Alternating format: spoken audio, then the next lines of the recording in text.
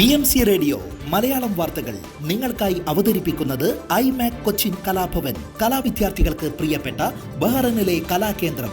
കൂടുതൽ വിവരങ്ങൾക്കായി സന്ദർശിക്കൂ www.bahrainmediacity.com. നമസ്കാരം. BMC റേഡിയോ മലയാളം വാർത്തകളിലേക്ക് സ്വാഗതം. ഞാൻ ധനു കൃഷ്ണ.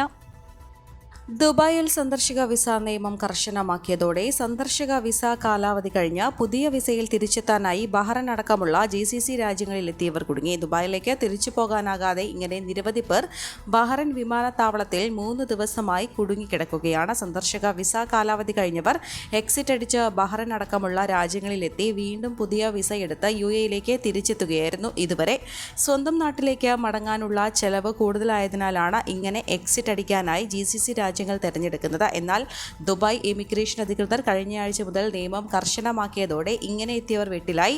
ദുബായിലേക്ക് ടൂറിസ്റ്റ് സന്ദർശക വിസയ്ക്ക് അപേക്ഷ സമർപ്പിക്കുമ്പോൾ ഹോട്ടൽ ബുക്കിംഗ് രേഖകളും റിട്ടേൺ ടിക്കറ്റും അപ്ലോഡ് ചെയ്യണമെന്നാണ് പുതിയ നിർദ്ദേശം.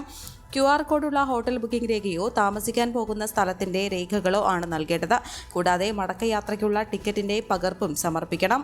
എന്നാൽ പുതിയ വ്യവസ്ഥകൾ അറിയാതെയാണ് മലയാളികളടക്കം എക്സിറ്റ് അടിക്കാനായി ടിക്കറ്റ് എടുത്ത് ബഹ്റൈനിലെത്തിയത്. ദുബായിലേക്ക് പുതിയ സന്ദർശക വിസയ്ക്ക് അപേക്ഷിച്ച ഇവരുടെയെല്ലാം അപേക്ഷ നിരസിക്കപ്പെടുകയായിരുന്നു. തുടർന്ന് ഇവരിൽ ഭൂരിഭാഗവും ഇമിഗ്രേഷനിൽ രേഖകൾ ഹാജരാക്കി ഇന്ത്യയിലേക്ക് പോവുകയാണ്. എന്നാൽ പലരുടെയും കൈവശം ആവശ്യത്തിന് പണമില്ലാതിരുന്നതിനാൽ ടിക്കറ്റ് എടുക്കാൻ സാധിച്ചില്ല. സ്ത്രീകളും കുട്ടികളും അടക്കം നിരവധി പേർ ഭക്ഷണത്തിനും ബുദ്ധിമുട്ടി. നിയമത്തിൽ വന്ന മാറ്റം സംബന്ധിച്ച് ട്രാവൽ ഏജൻസികൾ അറിയിച്ചിരുന്നില്ലെന്നും യാത്രക്കാർ പറഞ്ഞു. ബഹ്റൈൻ ഡയബറ്റീസ് ആൻഡ് ഒബസിറ്റി കോൺഫറൻസിന് തുടക്കമായി. Supreme council for women president Sabika bin Ibrahim Al ഖലീഫയുടെ രക്ഷാകർതൃത്വത്തിലാണ് സമ്മേളനം. സുപ്രീം കൗൺസിൽ ഫോർ ഹെൽത്ത് ചെയർമാനും ബഹ്റൈൻ ഡയബറ്റിക് സൊസൈറ്റി ബോർഡ് ചെയർമാനുമായ lieutenant general doctor Shaikh Mohammed bin Abdulla Al Khalifa conference ഉദ്ഘാടനം ചെയ്തു. ആരോഗ്യമന്ത്രി doctor Jalila Alsayed, SCW secretary general Lulwa Al Awadhi എന്നിവർ പങ്കെടുത്തു. Diabetes and quality of life എന്ന പ്രമേയത്തിൽ നടക്കുന്ന സമ്മേളനത്തിൽ GCC, Middle East, North Africa എന്നിവിടങ്ങളിൽ നിന്നുള്ള അന്താരാഷ്ട്ര വിദഗ്ധരാണ് പങ്കെടുക്കുന്നത്. പ്രമേഹവും സ്ത്രീകളുടെ ആരോഗ്യവും സംബന്ധിച്ച സെഷനുകളും സ്കൂൾ സൂപ്പർവൈസർമാർക്കുള്ള ശില്പശാലകളും നടന്നു. ബഹ്റൈനിലെ കലാസംഘടനയായ സെവനാൻസ് കൾച്ചറൽ ഫോറത്തിന്റെ 1ാം വാർഷികം ഇന്ത്യൻ ക്ലബിൽ 2025 ജനുവരി 30 വിപുലമായി ആഘോഷിക്കുന്നതിന്റെ ഭാഗമായി ബഹ്റൈനിലെ കലാസാംസ്കാരിക സംഘടനാ രംഗത്തെ പ്രമുഖരെ ഉൾപ്പെടുത്തി സ്വാഗത സംഘം രൂപവൽക്കരിച്ചു. ആഘോഷത്തിന്റെ ഭാഗമായി സംഘടിപ്പിക്കുന്ന 7 സ്വരങ്ങൾ മ്യൂസിക്കൽ ഡാൻസ് ഫെസ്റ്റിവൽ കലാഭവൻ മണിയുടെ രൂപസാദൃശ്യത്താൽ പ്രശസ്തനായ നാടൻപാട്ട് കലാകാരൻ രഞ്ജു ചാലക്കുടി നയിക്കുന്ന ഗാനമേളയും മറ്റ് വിവിധ കലാസാംസ്കാരിക പരിപാടികളും നടക്കും. സെവനാൻസ് പ്രസിഡന്റ് ജേക്കബ് തേക്കുംതോടിന്റെ അധ്യക്ഷതയിൽ കൂടിയ യോഗത്തിൽ സെവനാൻസ് ചെയർമാൻ മനോജ് മയ്യന്നൂർ ആഘോഷ പരിപാടികൾ വിശദീകരിച്ചു. ജനറൽ സെക്രട്ടറി ചെമ്പൻ ജലാൽ സ്വാഗതവും ട്രഷറർ തോമസ് ഫിലിപ്പ് നന്ദിയും അറിയിച്ചു. Doctor PV Cheriyan, Moni Udikandathil, Francis Kaitharath, EV Rajeevan, Salam Ambattumoola, Ajith Kumar, Baiju Malappuram, MC Pavithran, Sathyan Kavil, Anwar Nilambur, Jayesh Thannikkal, Vinod Aroor, Jaison തുടങ്ങിയവർ സംസാരിച്ചു.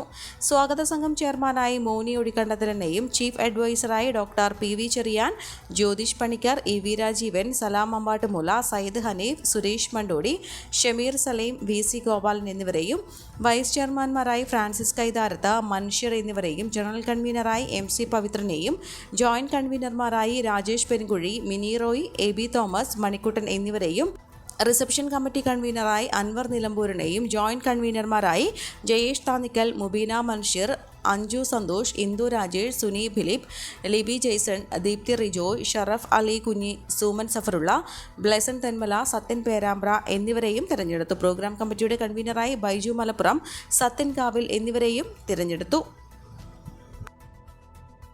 ഇന്ത്യൻ സ്കൂൾ ഉറുദു ദിനം നിറപ്പകിട്ടാർന്ന പരിപാടികളോടെ ആഘോഷിച്ചു. School secretary V Rajapadin, assistant secretary and member academic Ranjini Mohan, ഭരണസമിതി അംഗങ്ങളായ Mithun Mohan, Muhammad Nayasulla, principal VR Palaniswamy, senior school and academic administration vice principal GS Satheesh, middle section vice principal Jose Thomas, staff പ്രതിനിധി പാർവതി ദേവദാസ് എന്നിവർ പങ്കെടുത്തു. ഉറുദു വകുപ്പാണ് പരിപാടി സംഘടിപ്പിച്ചത്. ഉറുദു കവി അല്ലാമ മുഹമ്മദ് ഇക്ബാലിന് വേണ്ടി സമർപ്പിതമായിരുന്നു ഉറുദു ദിനം. ഭക്തജനത്തിരക്കിനെ തുടർന്ന് ശബരിമലയിൽ നിയന്ത്രണം ഏർപ്പെടുത്തി. മരക്കൂട്ടത്തിന് സമീപം 3 നിയന്ത്രണം ഏർപ്പെടുത്തിയത്. ഒരേ സമയം ഒട്ടേറെ പേർ എത്തുന്നത് വഴി സന്നിധാനത്തുണ്ടായ തിരക്ക് ഒഴിവാക്കാനാണ് നിയന്ത്രണം ഏർപ്പെടുത്തിയതെന്നും പോലീസ് അറിയിച്ചു. നെയ്യഭിഷേകത്തിനും മാപ്പമരവണ കൗണ്ടറുകൾക്ക് മുൻപിൽ ഭക്തരുടെ നീണ്ട നിര ദൃശ്യമാണ്. അഭിഷേകം നടത്തേണ്ടവർ തലേദിവസം തന്നെ വരിയിൽ ഇടം പിടിക്കുകയാണ്. വരിയിൽ ഇരുന്നും നിന്നുമാണ് ഭക്തർ ഉറങ്ങുന്നത്. ഇന്ന് രാവിലത്തെ കണക്ക് പ്രകാരം 18,648 പേർ 18-ാം പടി കയറി ദർശനം നടത്തി. ചെങ്ങന്നൂർ റെയിൽവേ സ്റ്റേഷനിലും ട്രെയിനുകളിലും വലിയ തിരക്ക് അനുഭവപ്പെടുന്നുണ്ട്. വരും ദിവസങ്ങളിലും തിരക്ക് വർദ്ധിക്കാൻ സാധ്യതയുണ്ടെന്നാണ് പോലീസിന്റെ വിലയിരുത്തൽ. നിലവിൽ ഡിസംബർ 7 വരെയുള്ള വെർച്വൽ ക്യൂ ബുക്കിംഗ് പൂർണ്ണമായ സാഹചര്യത്തിൽ സ്പോട്ട് ബുക്കിംഗ് കേന്ദ്രങ്ങളിൽ തിരക്ക് വർദ്ധിക്കുമെന്നാണ് കരുതപ്പെടുന്നത്. ഇത് മുന്നിൽ കണ്ട് വെർച്വൽ ക്യൂ ബുക്കിംഗ് പരിധി വർദ്ധിപ്പിക്കണമെന്ന ആവശ്യം ഉയരുന്നുണ്ട്.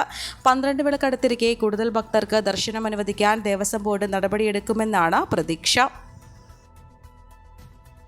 നീലേശ്വരം നഗരത്തിലെ ഹോട്ടലുകളിൽ ഓരോന്നിനും പല വിലകൾ. ഇങ്ങനെ ഭക്ഷണ സാധനങ്ങൾക്ക് അന്യായ വിലയാണ് ഈടാക്കുന്നത്. ഒരു ചർച്ചയും നടത്താത്ത നഗരത്തിലെ ചില ഹോട്ടലുകളാണ് വില വർധന വരുത്തുന്നത്. ജില്ലയിൽ മറ്റൊരു നഗരത്തിലും ഇല്ലാത്ത വിലയാണ് ചില ഹോട്ടലുകളിൽ. ചായ, എണ്ണക്കടികൾ, മറ്റു പലഹാരങ്ങൾ എന്നിവയ്ക്ക് നഗരത്തിൽ പ്രവർത്തിക്കുന്ന ഓരോ ഹോട്ടലിലും തോന്നും പോലെയാണ് ഈടാക്കുന്നത്. ഹൈവേ ജംഗ്ഷനിലെ വെജിറ്റേറിയൻ ഹോട്ടലുടമയാണ് നീലേശ്വരത്ത് ഏറ്റവും അധികം വില ഈടാക്കുന്നത്. ചില ഹോട്ടലുകളിൽ ചായയ്ക്കും കടിക്കും 12 വാങ്ങുമ്പോൾ ചിലർ 15 രൂപ വരെ വാങ്ങുന്നുണ്ട്. ഊണിന് 80 രൂപയാണ് ഒറ്റയടിക്ക് ഒരു ഹോട്ടൽ വർദ്ധിപ്പിച്ചത്. നാരങ്ങ ജ്യൂസിന് 35 രൂപയാണ് ചില ഹോട്ടലുകളിൽ വാങ്ങുന്നത്. പൊതുജനങ്ങളെ കൊള്ളയടിക്കുന്ന അന്യായ വിലവർധന അടിയന്തരമായും പിൻവലിക്കാൻ തയ്യാറാകണമെന്നാണ് ജനങ്ങളുടെ പക്ഷം. നഗരത്തിലെ ഹോട്ടലുകളിൽ ചായ, ചെറുകടി, മറ്റു പലഹാരങ്ങൾ എന്നിവയ്ക്ക് വില ഏകീകരണം കൊണ്ടുവരണമെന്നും DYFI Nileshwaram central committee secretary Aneesh Mundanmod ആവശ്യപ്പെട്ടു. നഗരസഭ അടിയന്തരമായും ഹോട്ടൽ ഉടമകളുടെ യോഗം വിളിച്ചു ചേർത്ത് വിഷയം ചർച്ച ചെയ്ത് വിലവർധന പിൻവലിക്കാൻ ആവശ്യപ്പെടണമെന്നും അനീഷ് പറഞ്ഞു.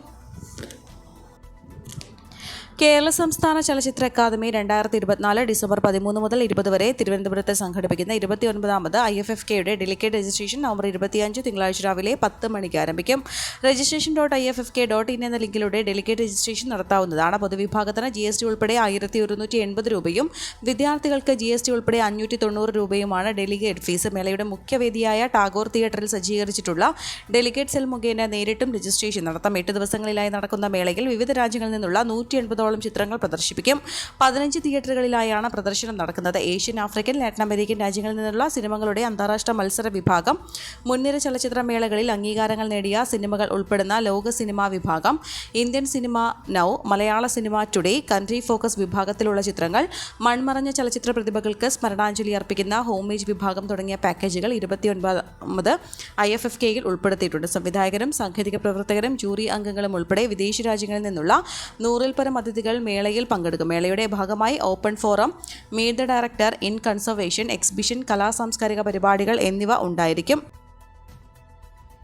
ഈ വാർത്തയോടുകൂടെ BMC റേഡിയോ മലയാളം വാർത്തകൾ സമാപിക്കുന്നു. നന്ദി, നമസ്കാരം.